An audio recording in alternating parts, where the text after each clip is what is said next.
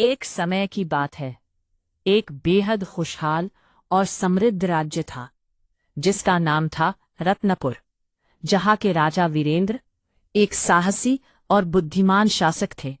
वही रानी सुलक्षणा अपनी चतुराई और करुणा के लिए जानी जाती थी। उनका महल सोने चांदी से भरा था, लेकिन राजा के मन में हमेशा एक सवाल गूंजता रहता था। क्या संसार में कोई ऐसी चीज है जिसे सोने चांदी से नहीं खरीदा जा सकता? एक दिन राजा और रानी ने साधारण वेश धारण किया और बिना किसी राजकीय ठाट बाट के अपने राज्य की सैर पर निकल पड़े। घने जंगलों से गुजरते हुए वे एक छोटी सी क्लियरिंग में पहुंचे, जहां एक बच्चा फटी हुई पतंग को लेकर फूट फूट कर रो रहा था। उसकी आंखों में निराशा थी और उसके मासूम चेहरे पर आंसू चकनाचूर कर रहे थे। रानी सुलक्षणा, जो हमेशा दूसरों की पीड़ा को समझती थी, तुरंत उस बच्चे के पास गई। क्या हुआ छोटे? रानी ने प्यार भरे स्वर में पूछा। बच्चे ने अपनी पतंग की ओर इशारा करते हुए कहा, ये मेरी सबसे पसंदीदा पतंग है, लेकिन यह टूट गई है।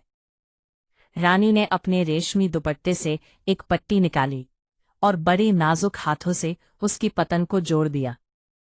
जब पतंग ठीक हो गई तो बच्चे के चेहरे पर जो सुनहरी मुस्कान आई, वो अद्भुत थी।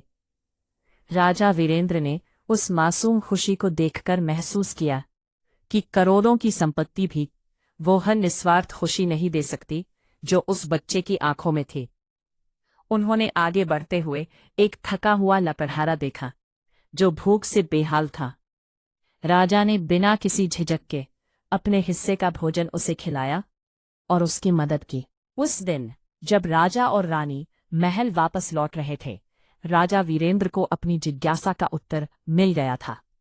उन्हें समझ में आया कि दया, प्रेम और दूसरों की निस्वार्थ सेवा ही वो अनमोल रत्न हैं जिन्हें दुनिया की कोई भी तिजोरी नहीं खरीद सकती।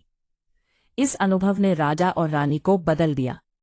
उन्होंने तय किया कि वे केवल कर टैक्स लेकर राज नहीं करेंगे, बल्कि अपने प्रजा के सुख दुख में उनके साथी बनकर रहेंगे। इस प्रकार रत्नपुर का राज्य न केवल सबसे समृद्ध राज्य बना, बल्कि पूरा विश्व में सबसे सुखी और आदर्श राज्य के रूप में प्रसिद्ध हुआ।